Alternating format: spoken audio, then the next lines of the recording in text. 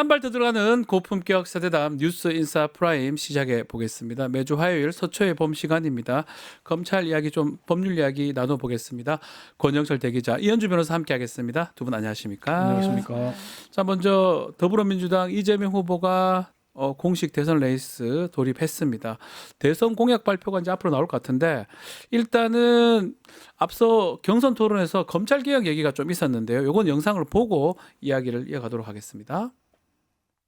후보님도 고생 많이 하셨죠. 저도 법조인으로 법률가로 수십 년을 살았는데 네. 이런 검찰을 본 일이 없어요. 정말로 수사를 기소하기 위해서 목표를 정해놓고 수사를 합니다. 네. 증거를 조작을 해요. 사건을 아예 새로 만듭니다. 뭐 저도 수없이 당했지만 더 이상 저는 수사를 기소하기 위해서 할 수 없게 기소권과 수사권을 동시에 갖는 그런 시스템을 이제는 정말 끝내야 되더라고 봅니다. 그렇습니다. 자, 보수 쪽에서는 이게 사실상 보복 예고 아니냐 이런 평가도 있는 것 같습니다. 어떻게 보셨습니까? 좀 평론 등등. 이게 뭐 검찰의 자득이겠죠. 예. 뭐 민주당 이제 경선 때 세 후보가 다 수사 기소권 분리를 공약을 했고요. 사실은 검찰이 이제 그동안 윤석열 정부 들어서 어떻게 왔는가를 보면은 과거의 검찰은 야당 인사를 수사하더라도 최소한 여당 인사들을 구색 맞추기라도 맞춰서 갔는데 그렇죠. 거의 일방적으로 갔지 않습니까? 그런 점들을 이재명 후보가 저렇게 얘기를 한 것 같고요. 뭐 김경수 후보도 수사권과 기소권은 동시에 하는 건 옳지 않다. 김동연 후보도 분리해서 기소청을 만들자 이런 얘기를 하긴 했는데 한 가지 저는 분명하게 이제 저도 그 오랜 경험을 통해서 보자면 이런 거는 분명히 있어요. 유영재 판사가 이런 얘기를 했는데요. 검찰 애초에 만들 때 네. 경찰의 수사를 법률가의 관점에서 통제하고 보완해서 공소 유지로 나가기 위해 만들어진 직역으로 알고 있다. 그렇죠. 그렇게 얘기를 했는데 이게 검찰이 직접 수사를 하면서 자기가 직접 수사를 하고 기소까지 하면은 무리한 수사를 할 수밖에 없잖아요. 그렇죠.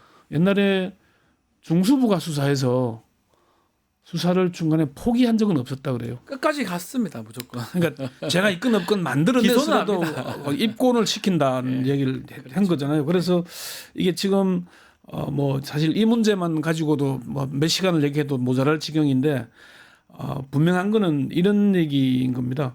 수사 지휘권 부활, 직접 수사권 폐지를 이제 법률가들은 두 분 다 뭐 아마 의견들이 있을 테니까 그렇게 얘기를 많이 하는데 한양대 로스쿨 박찬훈 교수도 보안 수사까지 못하게 하면은 수사 지연, 실체적 진실 발견의 후퇴 등 많은 부작용이 예상된다. 이렇게 얘기를 했거든요.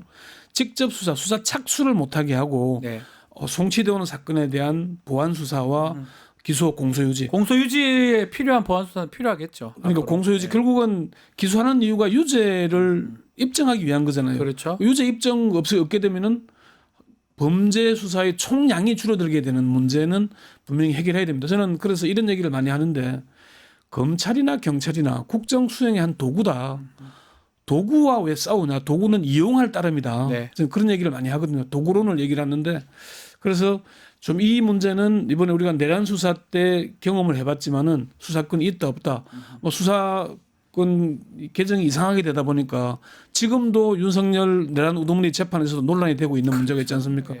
그래서 그런 문제를 분명히 일어나지 않도록 해야 된다는 점을 분명히 저는 짚고 해야 될 넘어가야 한다. 것이다. 예, 그 말씀. 어떻게 보십니까, 이현주 변호사님께서는요?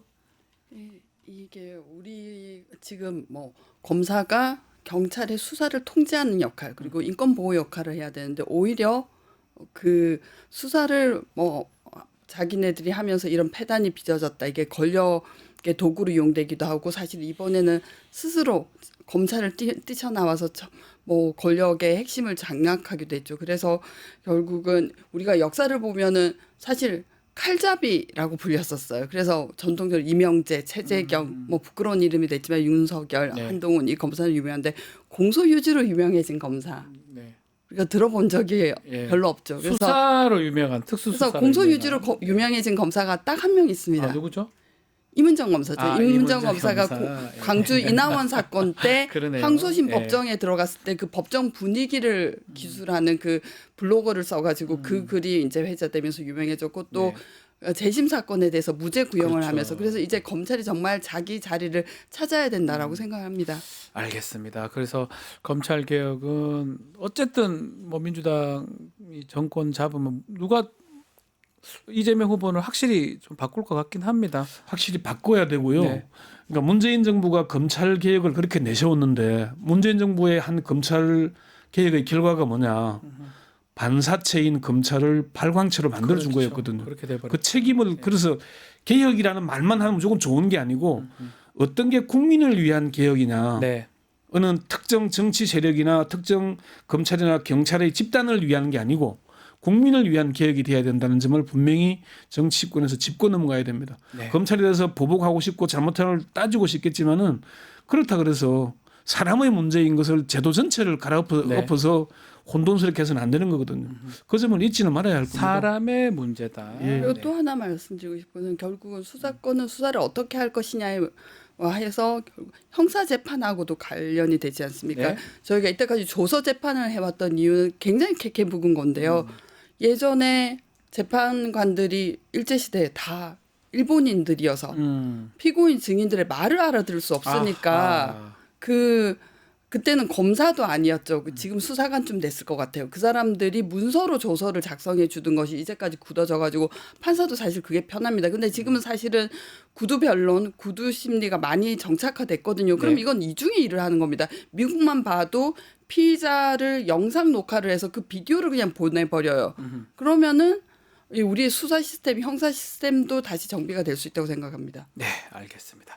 자, 이재명 후보한테 또 놓여진 과제가 하나 있습니다. 이른바 사법 리스크 부분인데 지금 특히 공직선거법 사건 대법원 전원 합의체 지금 회부가 되면서 혹시나 이 판단이 대선 전에 후보 등록 전에 나올 수 있는지 이런 부분들이 지금 논란이 되고 있거든요. 어떻게 보고 계십니까? 그 엄청 대부분이 서두르고 있는 그런 게 모양새입니다. 보이거든요. 예, 예. 이틀 사이에 전원 합의체를 다시 여는 경우는 잘 없거든요. 처음 봤는데요. 예, 거의. 그러니까 예. 그런 경우는 뭐냐면 그래서 조희대 대법원장 아주 가까운 이제 고위 법관의 네. 얘기라 그러는데 후보 등록 전에 결과가 나올 수도 있다는 얘기를 해요. 후보 등록 전이라면은 이제 내일 모레부터는 사실 뭐 한 6일간 긴 연휴에 들어가잖아요. 네. 그러면은 후보 등록이 5월 10일, 11일이니까 이 4일 사이에 그러니까 5월 8일이나 9일 정도의 결론이 나올 수도 있지 않겠느냐라는 얘기 전망을 하더라고요. 예. 다만 이제 헌법재판소가 지금 14명 중에 12명만 전원 합의체에 네. 들어가 있잖아요. 그래서 8대 4가 되면은 선고를 하겠지만은 7대 5가 되면은 선고를 하지 않을 수도 있다. 그래서 일단은 5월 8, 9일 양일 중에 선고를 할 것인지 요게 지금 관건이 될 것 같습니다. 네. 어떻게 예상합니까? 선고도 선고지만 뭐 시나리오는 세 개잖아요. 파기환송, 예. 항고 기각, 파기 자판 뭐 이런 것 같거든요. 근데 제가 겪어본 판사들의 성향을 아시다시피 판사들 굉장히 샌님입니다. 네. 결단을 하고 큰 일을 못 저지릅니다. 그래서 조희대 대법원장도 사실 12월 3일 그 내란 이후 뭐라고 성명을 발표했냐면 계엄 해제를 해줘서 참 고맙다. 그건 사실 요건에도 맞지 않는 계엄을 했으니까 대법원장으로서 준엄하게 그 뭔가 민주주의 질서 뭐 이런 거를 거론해야 되는데 계엄 해제를 해주다니 참 고맙습니다라고 해서 내부 판사들이 반발을 했거든요. 우리가 뭐냐라고 우리 법원이 할 일이 뭐냐라고 해서 비판을 받았던 사람인데 갑자기 뭐 파기 자판을 해서 유죄 저는 이렇게 보지 않아요. 처음에 뭔가 결론을 정해놓고 내달렸던 것이 아니라 이게 다른 사건이 아니라 공직선거법 사건이니까 우리가 정리를 해줄 수 있으면 그래서 나중에 혹시 이게 유죄로 되든지 하면은 그리고 무죄로 했으면 빨리 무죄로 해서 뭐 정리를 해주는 게 좋지 않을까라는 그 의견 개진을 하기 위해서 한 거지 어떤 결론을 정해놓고 거기에 내다르는 방향으로 했다고는 생각하지 않아요. 근데 이제 그래서 파기 자판이나 파기 환송으로는 뭐 빨리 뭐 어렵다. 선고를 못 하겠다 것이라고 빨리 나온다면 상고 그쵸. 기각 무죄 확정이다 그쵸. 이렇게 보시는 거군요. 왜냐하면 후환을 감당을 못합니다 이 사람들은. 소심해서요? 그래서 예 빨리 선고기일을 잡으면은 그건 무죄 확정인 것이지 또는 적법한 상고 이유가 없다라는 상고 기각인 거지 파기 재판 또는 파기 환송이 될 때는 빨리 선고일이 잡힐 수 없다고 저는 생각합니다. 어떻게 보십니까, 대 기자님께서는? 이게 이제 대부분 저는 합의체 회부했다는 게 곧 결과를 예단하는 게 아니거든요. 그렇죠. 회부가 된 거지. 예. 회부를 하니까 이제 그 여당인 지금 여당도 아니죠. 이제 국민의힘에서 파기 재판 하라고 자꾸 요구를 하는데 파기 재판 한다는 게 그런 거잖아요. 형이 높은 게 뭔가 잘못된 판단을 했다라고 명백할 때 네. 형을 깎아주기 위해서 무죄나 공소기각 정도 할 때입니다. 바로 잡기 위해서 하는 거지 무죄가 나는 걸 유죄를 때리기 위한 파기 재판을 한 적이 없습니다. 본 적이 없습니다. 그리고 그 점이 분명하고요. 그리고 대법원장이 절차를 진행하는 것이지 대법원장도 한 표고 다른 대법관도 한 표 아닙니까? 다 같이 결과적으로 표결을 하자면은 그러니까 그 조희대 대법원장이 윤석열 대통령 전 임명을 했으니까 빚이 있다. 네. 그래서 사람들이 파기 재판할 거라고 자기 예측을 하지만은 결과에 관여하는 순간 사법파동, 엄청난 사법파동이 이르지 않겠습니까? 그렇죠. 그걸 예단하기는 어렵다. 그래서 아까 말씀하신 세 가지 경우의 수 중에 공소기각 가능성이 가장 높고 뭐 파기 환송을 할 수 있겠지만 파기 환송하더라도 시일이 한참 걸리기 때문에 갔다 와야 됩니다. 다시 사실심을 해야 되잖아요. 고등부 갔다 와야 돼요. 그러면은 이번 앞으로의 대선과는 아무 상관이 없는 게 되니까 그 무리한 예측 아니겠나. 네. 그렇게들 예상하고 있는 거예요. 알겠습니다. 그리고 그분들이 꿈꾸는 파기 재판은 절대로 불가능하죠. 기술적으로 불가능합니다. 왜냐하면은 항소 이유가 그 무죄를 해달라는 거하고 그 양형 부당이 있었거든요. 네. 형이 너무 양형 부당은 그 항소심에서 무죄가 되면서 취급되지를 않았습니다. 그러면은 대법원이 바로 선고를 해버리면은 이 양형 부당에 관한 한 신급을 빼어서 박탈해 버리는 거거든요. 이거 12명 그 대법원 재판관 중에 이런 절차를 동의해 줄 사람은 아무도 없습니다. 예, 그래서 걱정할 필요 없다. 그 말씀까지. 자, 또 이재명 후보 받고 있는 대장동 사건 얘기 좀 해봐야 되는데 최근에 좀 눈에 띄는 게 정영학 회계사 막 검찰이 좀 협조적이었던 것 같은데 입장이 완전 바뀌어 버렸어요. 어떻게 봐야 됩니까? 어떤 내용입니까 또? 대장동 수사는 사실은 정영학 회계사와 남욱 변호사를 네. 검찰이 지면서 그림을 그려 나갈 수 있었던 끌고 왔던 거예요. 두 사람이 끌고 왔던 거 두 사람의 아닙니까? 진술과 정보와 자료 제공으로 예. 끌고 온 건데 정영학 변호사가 최근에 이제 70몇 쪽에 되는 자료를 내면서 네. 180도 뒤집고 있습니다. 네. 잘못된 기억에 의해 사실과 다르게 진술한 부분이 있고 수사기관으로부터 피고인이 작성하지 않은 자료를 제시받고 피고인이 작성한 것으로 오인함에 따라 객관적 사실과 다르게 진술한 부분이 있다.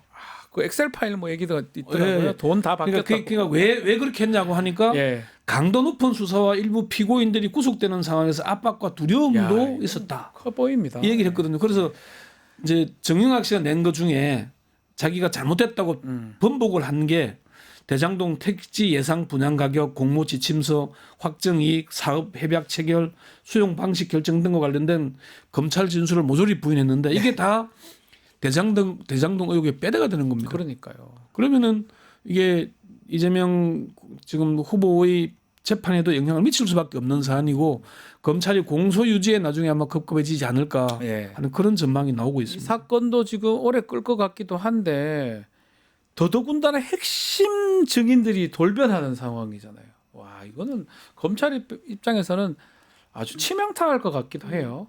근데 뭐 정영학 회계사가 이제 와서라도 뭔가 신경의 변화로 이런 말을 해주는 게 고맙긴 하지만 또 다른 면으로 생각해 보면 이 0.7%로 지게 만든 이게 대장동 스캔들인데 예. 그러면 이 우리 3년의 고통을 안긴 검찰과 이 분을 생각하면 그렇게 마음이 누그러지지도 않거든요. 그런데 정말 그 검찰의 수법은 계속되고 있는 게 정영학 회계사가 이제 심리적 동요를 보이면서 진술을 바로잡고 하니까 검찰이 불러서 다시 회유 협박을 했다는 또 거예요. 합니까? 예. 예. 그래서 법정에서 증언을 하고 있는데 그러면 이제 검찰의 수법이 뭐냐면 위증죄를 겁박하면서 그렇죠. 바로 잡아라라고 하는. 근데 그 점도 법정에서 증언을 했다고 해요. 내가 법정에서 증언을 바로 잡으니까 검찰이 나를 곧바로 불러서 회유를 했다라는 점까지 진술하신 거죠. 근데 그 엑셀을 조작했다는 건 굉장히 무거운 거죠. 사실 그게 말씀하셨다시피 이 사건의 뼈대인데, 그러니까 뭐 성남시가 가져갈 몫을 적게 가지고 민간에게 많이 돌려줬다. 근데 그 자체 숫자 자체 조작이 있으면 이거는 정말 빼도 박도 못하는 거 아닙니까? 예. 이제 핵심은 재판부가 이걸 어떻게 이제 원래 진술이 흔들리면은 그 진술 배척하잖아요. 네. 그래서 어떻게 할 것인지에 대한 판단이 중요하다고 보고 그렇죠. 얼마 전에 그 김만배 씨도 그 뇌물 공여 무죄 혐의가 받았죠. 뭐 무죄가 났으니까 그런 점이 상당히 사실 3년을 검찰이 탈탈 뭐 털었는데도 했습니까, 이게 지금? 나온 게 없었으니까 어차피 무리한 수사 여러 이게 지금 무리였다. 결과론적인 얘기지만 네. 무리한 기소, 무리한 수사로 보이지 않습니까? 뭐 그렇게 결론이 나오고 있는 것 같아요. 아까 말씀드린 예. 검찰의 자업자득이라는 게 그렇죠. 무리한 수사가 몰고 온 파장 아닌가. 사람을 보고 사건을 본 게 아니라 사람을 보고 저 사람을 어떻게 네, 하려고 했던 것처럼 보이기 때문에 검찰이 그 책임을 핵심입니다. 져야 될것 사건을 안 보고 같습니다. 사람을 본 사람 거예요. 보고 한 거예요. 예. 저 사람만 되면 된다. 내용은 중요하지 않아요. 그걸 얼마 전에 중앙일보가 시리즈를 하고 있는 네. 와중에 이재명 후보를 계속 공격하라는 주문을 했다는 얘기까지 네. 나와 있었잖아요. 그러니까요. 예. 자, 또 다른 또 게이트 같은데요. 야, 이 건진법사 문제 이거 커 보입니다. 지금 검찰이 이 건진법 전성배가 기도비 명목으로 정치자금 받고 청탁에 개입하고 뭐 관봉권 얘기도 있고요. 뭐 다이아몬드 뭐 꼬리 얘기도 나오는데 일단 검찰이 너 정치 브로커 아니냐 얘기를 하니까 검사님 그거 이해 못 한다면서 훈수까지 했다고 하는데 어떻게 보십니까? 전성배 씨?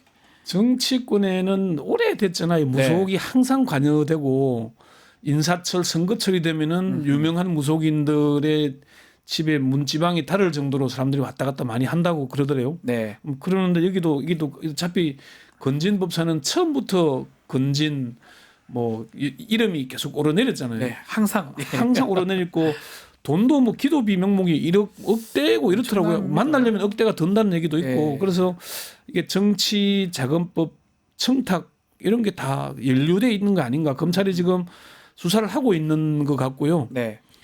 수사가 이제 어디까지 갈지 모르겠지만 점점 깊이 들어가고 있는 느낌은 주고 있습니다. 진술도 나오고 관련된 사람들. 네. 그래서 노골적으로 금품을 요구를 하고 또 실패하면 돌려주잖아요. 네. 기도비면 돌려주지 않아야 되는 거 아닌가요? 원래 같으면 돌려주면 안 되죠. 기도함으로 끝나는 거 아니겠습니까? 기도가 못 미칠 수도 있는 건데 네. 그게 이상하다는 얘기가 청탁 아니냐? 심지어 뭔가. 이제 저 전성배 씨뿐만 아니라 그 딸 처남까지 다 가족들이 온통 지금 출국 금지된 상태거든요. 네. 그걸 보자면은 검찰이 수사를 상당히 할 의지를 좀 보이고 있는 건가 하는 그런 느낌이 들긴 합니다. 타겟은 결국은 김건희 아니냐 검찰 표적 이런 얘기가 나오는데 이현주 변호사님 어떻게 보십니까? 그렇죠. 그 압수수색을 하다가 네. 굉장히 중요한 증거가 발견되는데 본인은 기도비로 받았다고 주장하는 관봉. 네. 근데 관봉이 어디서 저희가 이 단어를 처음 들어봤냐면 장진수 주무관이라는 그렇죠. 분이 있는데 MB 때 민간인 사찰을 했는데 그걸 양심 고백을 하려고 하니까 그 이제 특활비에서 5천만 원을 이분한테 줍니다. 입타다 뭐라는 비용 돈으로 주는데 그게 연상이 되더라고요. 그럼 그렇죠. 이거는 결국은 특활비 이런 명목으로 한국은행에서 찍은 따끈따끈한 돈을 그런 국가 부처에 전달하는 돈인데 이분이 들고 이 전성배 씨가 들고 있다는 건 결국은 이제 김건희 아니면 뭐 김건희가 지시한 뭐 국정원 아니면은 뭐 윤석열 아니면 윤석열이 지시한 국정원 국무총리실 뭐 이렇게밖에 그러니까요. 보이지 않으니까 이게 결국 이 관봉 그리고 목걸이 하면은 김건희에게 닿을 수밖에 없다고 생각해요. 김건희 최근에 도이치모터스 재기를 했습니다. 수사. 예, 그 예. 등등 봤을 때는 검찰이 이제 윤석열 부부 김건희 특히하고 완전 손절하겠다 이런 의도가 보이는 겁니까? 아직 손절이 완벽하게 이루어지는지에 대해서는 잘 모르겠어요. 내란 수사도 지지부진한 상태에 네. 있는 게 있고 어쨌건 김건희 여사의 그 목걸이 다이아몬드 목걸이 6천만 원 네. 이상 한다는 그게 이제 그 건진법사와의 연관성을 가지고 수사하는 것 같고 네. 지금 검찰이 명태균 게이트 관련해서 김건희 여사에 대해서 대면 조사가 필요하다는 의사를 전달했다는 보도까지 나오고 있는 상황이긴 한데요. 네. 그게 제대로 이루어질지는 아직은 좀 더 지켜봐야 될 사안 같아요. 아마 좀 불응하고 있기도 할 것이고 예. 그래서 이 내란 재판과 같이 가는데 어쨌건 이 수많은 의혹들이 터져나오기 시작을 했거든요. 그리고 윤석열 전 대통령도 지금 고발된 사건들이 이제 뭐 불소추권 특권이 사라졌으니까 그러니까요. 계속 지금 올라오고 있는 중입니다. 그래서 얼마큼 지금 태세 전환하기 늦었거든요. 그러니까 뭐 이게 뭐 한 달 좀 더 있다가 정권 바뀌고 조사를 하나 지금 하나 뭐 큰 차이도 없을 것 같긴 한데 사전에 이제 다음 정권에 부담을 안 주는 거는 지금 정권은 세계를 하는 게 주는 게 맞죠, 감사한 원래 일이죠. 같으면. 고마운 일이죠. 그렇게 해야 되는 게 맞는데 그걸 정말 제대로 하느냐 안 하느냐 좀 국민들이 지켜봐야 될 일인 것 같습니다. 항상 시간도 끌고 다 이게 몰래 수사를 좀 신속하게 해야 되는데 그러지 못하는 모습이잖아요. 다 드러나고 다 지금 밖으로 나오고. 그러니까 김건희 여사의 도이치모터스 주가 조작은 그렇게 많이 얘기를 해와도 안 하잖아요. 다른 9명 다른 피고인들은 다 유죄 받았는데. 예, 그것도 결국 기소 안 하고 버티다가 특혜 조사, 황제 조사 하더니 또 그냥 슬그머니 또 무혐의 불기소 처분해버리고 웃기는 게 검찰이었는데 뭐 이미 검찰 스스로 바로잡기는 늦었을 텐데 네. 그나마 막바지에 태세 전환을 할지는 좀 지켜봐야 될 것 같습니다. 이 건지검사 얘기가 사실은 새로운 얘기가 아닙니다. 2022년 1월에 선대본부에 이 사람이 드나드는 게 확인이 되어서 이미 세계일보나 보도가 됩니다. 네트워크 본부에 네. 고문으로 있다. 그런데 그때 권영세 선대본부장이 그런 사람 없다. 가끔 한두 번 들은 데 불과하다. 그리고 역시 입벌구라는 별명을 가진 윤석열도 이때 부인을 하거든요. 근데 네. 이제 진실로 밝혀진 거죠. 그래서 하나도 새로운 건 없다라고 생각해요. 그리고 그때 또 이 건진 법사의 측근이 무슨 얘기를 했냐면은 윤석열이 그 서울 그 지검장 시절에 뭐 이만희 신천지를 압수수색하는 문제가 있었습니다. 그래서 나 압수수색 해야 돼라고 물어봤다는 거죠. 나의 존재를 각인시킬 수 있지 않겠어 이렇게 하면은 그랬더니 이 사람이 건진법사가 말리면서 손에 피를 묻히면 안 된다. 이 사람도 일종의 영매인데 보호를 해줘야 된다. 그리고 뭐 그런 얘기를 해요. 정말로 이제 네트워킹을 하셨구나. 예. 정말 네트워크 본부의 고문이 맞구나라고 생각을 하게 됐어요. 그리고 네, 근데 한 가지 중요한 포인트는 윤석열 친윤 검사들이 지금 고검에 가 있지는 않잖아요. 서울 고검이 지금 재기 수사 결정을 했고 그러니까요. 직접 수사를 하기로 했으니까 그런 점에 있어서는 뭐 손절이 아니라 당연히 그 사람들로서는 할 수 있는 일을 하는 것 아닌가 하는 그 기대는 있습니다. 알겠습니다. 그렇죠. 검찰이 기소청이 되든 거기서 우두머리 먹고 싶은 사람들이 있고 그 사람들이 열심히 수사를 할 테고 지금 심우정은 조직 관리가 안 되는 입장일 테니까 각계 검사들의 각계 약진은 있을 수 있다고 생각합니다. 그런 의미로 이제 해석을 하면 될 것 같고요. 마지막으로 이거 하나만 좀 짚어보시죠. 고발 사주 의혹 손준성 검사 최근에 대법원에서 무죄 확정을 받았습니다. 자 어떻게 봅니까? 이거 1심에서 유죄였던데 결국 무죄 났습니다. 1심에서 지금 실형 1년이 네. 났는데 항소심 재판부가 기일을 끌고 이상하게 하더니 결국 네. 무죄를 선고하고 대법원이 확정을 해버렸는데요. 네. 사실 이 사건은 공수처가 수사를 하면서 윤석열 한동훈을 불기소했잖아요. 이때부터가 사실 꼬이기 시작한 겁니다. 네. 제대로 된 수사가 안 됐기 때문에 그래서 또 그리고 검찰에서 손준성과 전달을 받은 김웅 전 의원을 이제 또 그도 불기소했죠. 불기소하고 이런 게 사실 쌓인 건데 이거는 좀 1심 재판부의 판단과 항소심 재판부의 판단 사이에 좀 제법 차이가 있는데 이 문제는 공수처가 지금 다시 재고발을 받았거든요. 네. 그때 제보했던 조성은 씨가 다시 고발을 했고 아하, 예. 민주당이 고발한 사건도 있고 하기 때문에 저는 재수사가 좀 이루어지지 않을까. 이 문제는 사실은 검찰이 아까 방금 우리가 맨 처음 얘기한 거 마찬가지입니다. 수사권과 기소권을 같이 쥐고 있다 보니까 고발하면 우리가 수사해서 기소하겠다는 의지를 드러낸 거잖아요. 네. 그러면은 당시에 이름이 거론된 뭐 최강욱, 유시민 이런 사람들 괴롭히겠다는 의미잖아요. 그래서 결국은 검찰이 수사권 가지고 장난친 거. 윤석열 내란 우두머리가 그런 얘기를 했잖아요. 수사권 가지고 장난치면 그게 검사입니까 깡패지? 네. 좀 깡패짓 하려고 했던 거예요, 사실은. 하려 하다가 실패는 아니지만 네. 예, 그렇기 때문에 이 문제는 제가 볼 때는 검찰이 공소권을 남용하는 문제 그리고 이렇게 자기가 직접 안 되니까 정치권에다가 고발을 사주해서 우리가 수사해서 기소하겠다 괴롭히겠다고 한 이런 문제는 제대로 밝혀져야 되는데 이게 다 검찰 내부의 문제들이잖아요. 네. 그리고 검사가 당시에 총장 반부패 부장 수사를 제대로 할 수가 없었을 거 아닙니까? 네. 공수처의 수사 능력도 문제이기도 하고 이 문제는 제가 볼 때는 검찰을 바로 세우려면 이 수사가 제대로 이루어지면 오히려 바로 잡을 수 있습니다. 이 네. 수사가 탄핵도 지금 돼 있는 상황인데 이것도 기각될 가능성도 있을 것 같다 전망도 있더라고요. 그렇죠. 별 뭐 같이 징계에 말씀- 관한 근거가 없어지니까요. 그리고 네. 이때 공수처의 뭐 공수처가 수사 능력이 떨어지긴 하지만 또 공수처가 어쩔 수 없었던 것은 뭐 처장 차장이 힘을 못 썼죠. 왜냐하면은 1부장, 2부장, 3부장이 다 검사 출신의 부장검사 출신이었고 부장검사 출신의 변호사 하다가 들어온 사람이었는데 이 사람들이 오히려 장악을 하면서 결국 기소하기까지도 굉장히 힘이 들었다고 해요. 그런데 전체적인 구도가 무너진 사건이니까 이 1심의 재판장을 제가 아는데 굉장히 올곧은 분이거든요. 그분의 의지로 유죄가 나온 거지 사실은 처음에 구도가 무너졌기 때문에 힘든 사건이었다고 생각합니다. 제대로 못해서. 네. 그래서 뭐 김성규라든지 김명석이라든지 이런 사람들이 다 1, 2, 3, 4 부장이었는데 다 공수처 안에서 회방 놓는 사람들이었거든요. 김명석은 사실 이제 징계도 받았는데 공수처장 차장을 공격하는 칼럼을 쓰기도 했어요. 이러니까 공수처가 제대로 돌아갈 수가 없는 거죠. 알겠습니다. 자, 오늘 서초의 법문 여기서 마무리하겠습니다. 권영철 대기자, 이현주 변호사님 감사합니다. 유튜브 구독하고 실시간 채팅과 댓글을 남기시면 매일매일 7천 TTCO를 드립니다. 참여 방법은 통통물 어플을 다운로드하고 회원가입과 로그인을 해주세요.